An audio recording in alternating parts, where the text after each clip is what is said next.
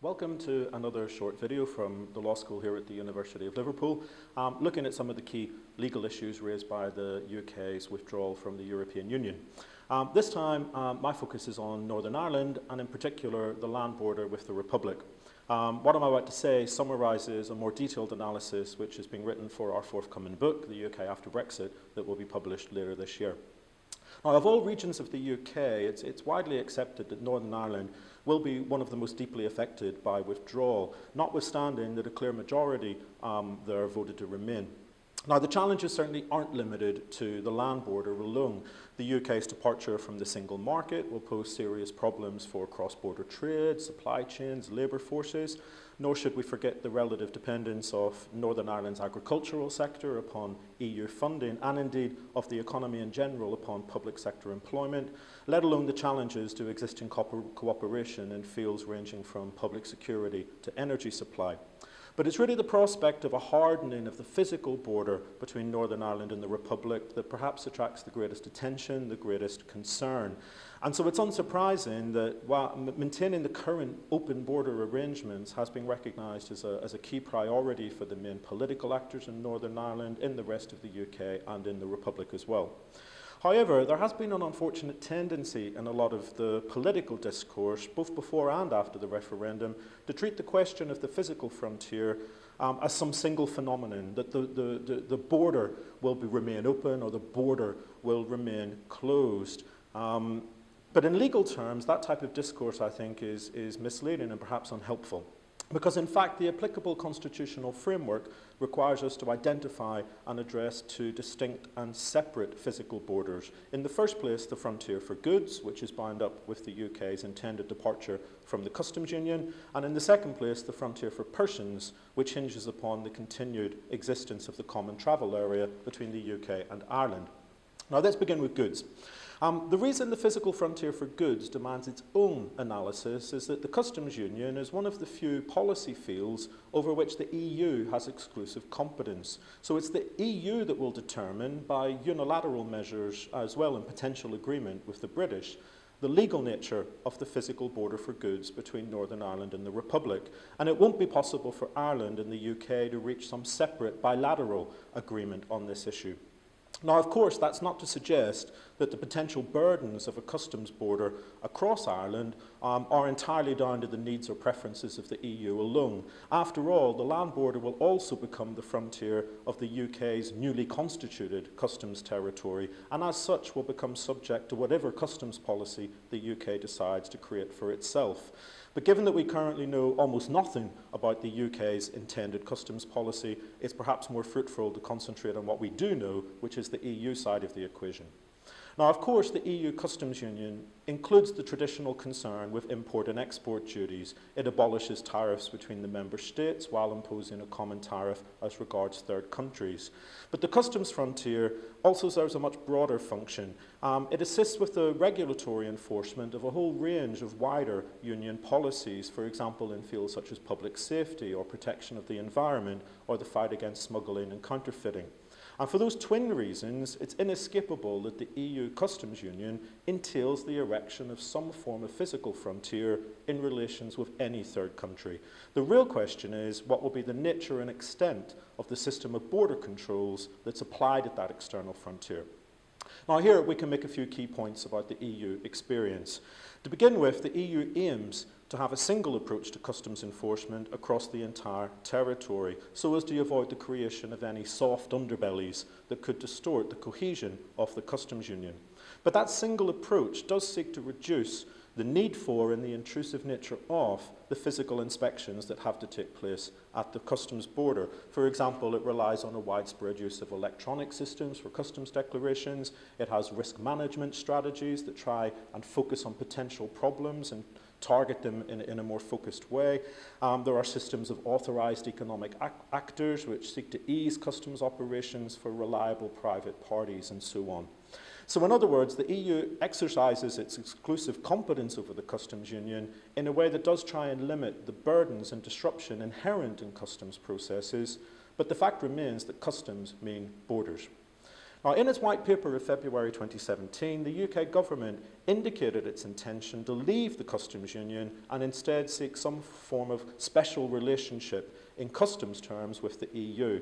But as experience shows, even an ambitious trade agreement will rarely succeed in eliminating all tariffs or obviate the need to apply rules of origin to each other's goods or extinguish all concerns about effective enforcement of border regulatory policies, any or all of which would still necessitate the need for a customs border in order to safeguard the legitimate interests of the contracting parties. So the land border between Northern Ireland and the Republic will become the external frontier of the EU customs union, and it will need to be enforced as such. And it's really up for the UK and the EU to find ways to minimise the disruption, but no amount really of technical innovation, of risk management, of border cooperation will eliminate the disruption entirely. The adverse consequences of that disruption, of course, won't just be measured in economic terms, in terms of the costs and inconvenience of having to pay any tariffs on the cross-border movement of goods or complying with all of the applicable pre- and post-customs procedures and formalities. In addition, a more closed physical border for goods will inevitably bring a range of broader social and political challenges. For example, additional incentives to engage in cross-border smuggling, or the idea that customs checks will become an easy target for those who are directly opposed to the peace process. And of course, there is the danger of undermining an important pillar of nationalist identity with which the current open border arrangements have certainly come to express. Now, entirely separate from the question of the physical frontier for goods is the physical border for persons between Northern Ireland and the Republic, and in particular, the prospects for the survival of the common travel area.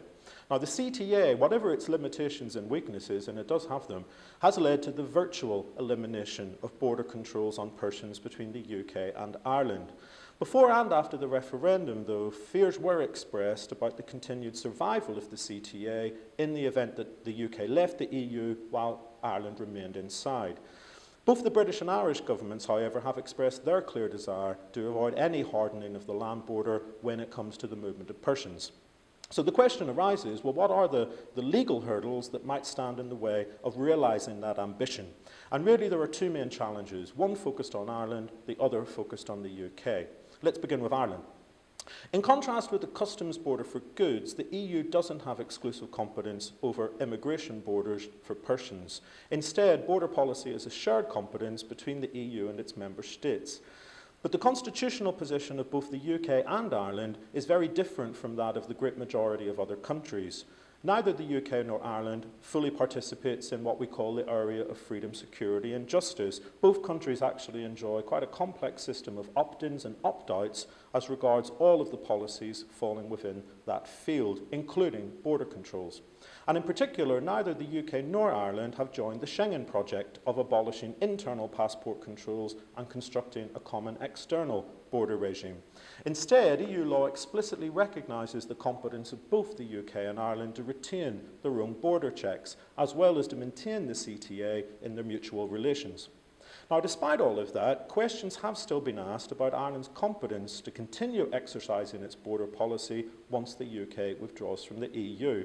For example, it's been suggested that the legal recognition which is given to the CTA under EU law should automatically lapse after the UK's withdrawal.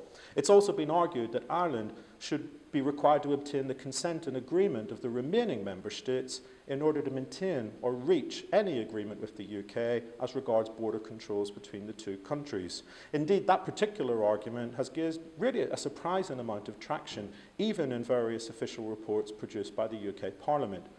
Now, it has to be said that those arguments are rarely accompanied by any legal analysis. In fact, they're rarely even made by lawyers. And one suspects that in many cases, they involve a simple but really quite badly mistaken conflation between the EU's admittedly exclusive competence over the physical border for goods in the customs union with the EU's much more limited competence in respect of Ireland's border policy on persons.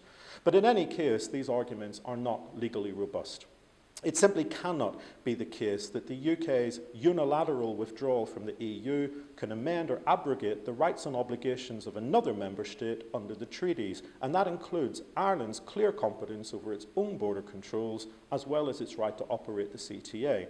Similarly, unilateral UK withdrawal can't have any effect whatsoever on Ireland's own prerogatives of opting in and opting out of the area of freedom, security and justice in general, and the system of Schengen cooperation in particular, again explicitly enshrined in the treaties.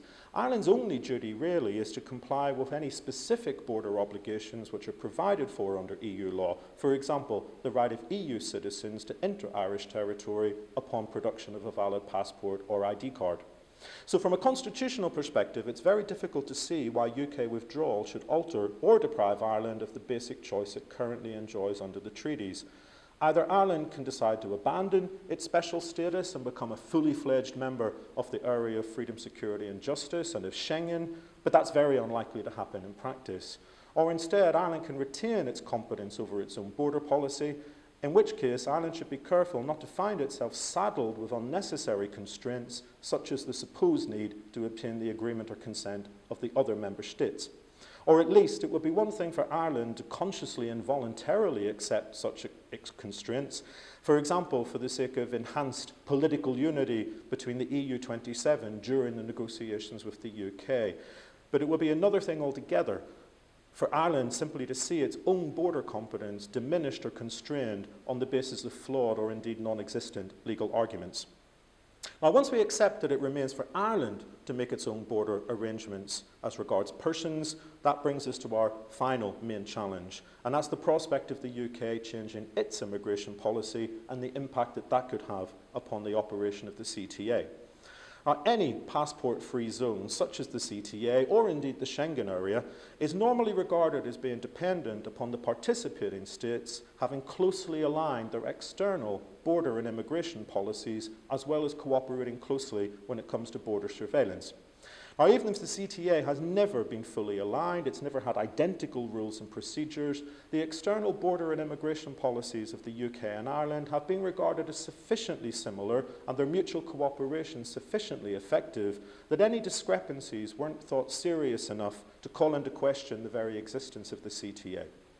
Now, after withdrawal from the EU, if the UK were to maintain border and immigration policies which are more or less equivalent to those which exist today, then there's no reason whatsoever why the operation of the CTA should come under any significant pressure. But if the UK does eventually adopt an appreciably more restrictive border or immigration policy, whether as regards EU nationals or any other third country national, and Ireland is either unwilling or unable to do the same, then the emergence of these more serious discrepancies between the two countries' approaches to their once common external frontier will become more difficult to ignore. Now, in that event, the Northern Ireland Affairs Committee of the House of Commons, in a report from May of 2016, accurately identified the three main options which would be available as a matter of principle to resolve the problem. First, the CTA could simply be abandoned and border checks introduced between Ireland and the UK in general and on the Northern Irish border in particular. Now, this option raises very obvious problems in terms of costs and practicality. It would cause quite serious economic and social disruption, and of course it could have important political implications, particularly as regards the nationalist community. Second option is that the land border for persons between Northern Ireland and the Republic could be kept open, but border controls could be introduced instead between the island of Ireland as a whole and the rest of the UK. Now, this option seems more attractive in terms of costs and practicability, but of course it would imply that Northern Ireland would effectively have to accept a border policy which is more closely aligned with that of the Republic than with the rest of the UK, and again it could have serious political implications, only this time for the Unionist community. Third and final option is to retain the CTA in its current form, notwithstanding the differences between Irish and UK immigration rules, but accept an enhanced range of measures to make the system work in practice. For example, more extensive data sharing between Ireland and the UK as regards persons crossing the CTA frontier, but especially by the UK adopting more rigorous internal enforcement of its own immigration restrictions through employment, social security, and public services, for example. Obviously, none of those solutions is ideal, but the third solution, I think, has the most to commend it. Nevertheless, we shouldn't forget that Ireland would remain bound by any specific obligations under EU law. For example, if Ireland and the UK did want to pursue enhanced border surveillance cooperation, then Ireland would need to comply with the EU's data protection rules, including restrictions on the transfer of personal data to third countries. To conclude, Northern Ireland risks becoming the primary victim of the UK government's hardline approach to implementing the result of the 2016 referendum. The only silver lining is the political commitment also by Ireland to seek to minimise the inevitable damage. And for its part, the EU also has a vested interest in helping to cushion Northern Ireland from the worst consequences of UK departure. But those worthy political aspirations still have to contend with the harsh realities of a complex set of international negotiations in which the interests of Northern Ireland will hardly play a decisive role. But just as importantly, those aspirations also have to tally with the constitutional and legal principles which, whether you like it or not, govern relations between the EU and its member states, as well as their relations with third countries. And so when it comes to the border, there are two main points that we should take away from our analysis for the time being.